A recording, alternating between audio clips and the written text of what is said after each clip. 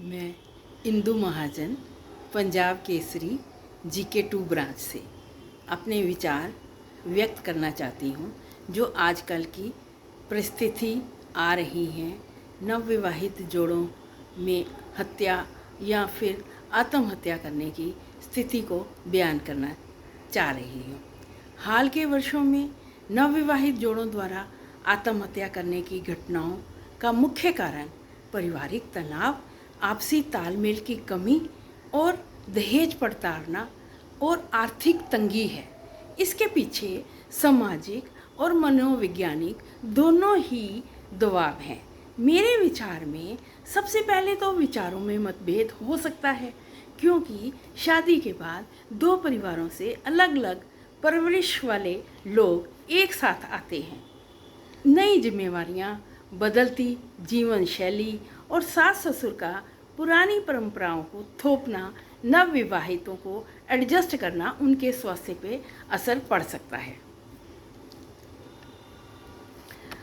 इसके अलावा मेरी नज़र में सबसे ज़्यादा अवैध दहेज प्रथा और घरेलू हिंसा से जुड़ी मांगें और प्रताड़ना कई मामलों में सामने आती हैं।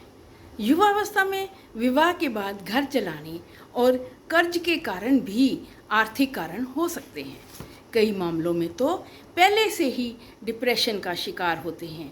कई लोग नौकरियों में सुबह जल्दी जल्दी घर से निकल जाते हैं और रात को लेट घर में घुसना, खुलकर घर वालों से बात ना कर पाना और समय नहीं होता उनके पास इस सब बातों को करने के लिए।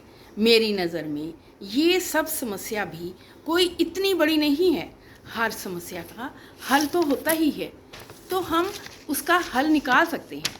दहेज प्रथा और उससे जुड़े मानसिक तनाव या आत्महत्या के मामले को रोकने के लिए हमें पारिवारिक संवाद, सख्त कानूनी जागरूकता और आत्मनिर्भरता बहुत ही महत्वपूर्ण है।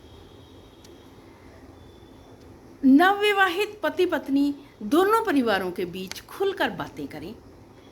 इस को हम बदल सकते हैं। हम शिक्षा और आत्मनिर्भरता अपने बच्चों को सिखाएं ताकि वे किसी के दबाव में ना आए।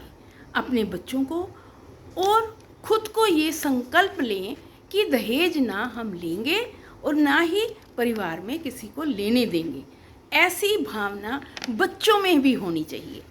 दहेज अधिनियम की जानकारी हमें समाज को अवगत कराएं, लोगों को जागरूक करें कि अगर कोई वैवाहिक मामलों में हिंसा करता है तो ये आत्महत्या का कदम उठाने से पहले का काउंसलर की सलाह लेनी चाहिए, उनकी बच्चों को सहायता करवानी चाहिए।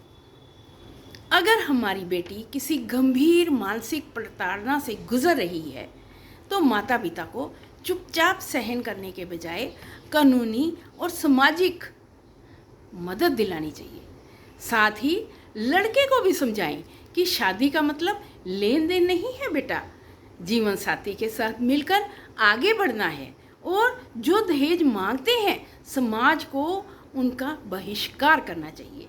समाज को उनका बहिष्कार करना चाहिए और माता पिता को बेटी बेटे की बात को ध्यान से सुनना चाहिए।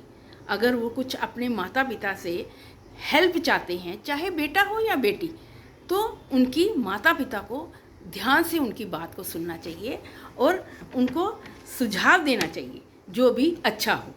माता पिता की संपत्ति में अगर बेटा और बेटी को समान अधिकार मिले तो हमारी बेटी और भी उसकी स्थिति जो है और भी मजबूत हो सकती है।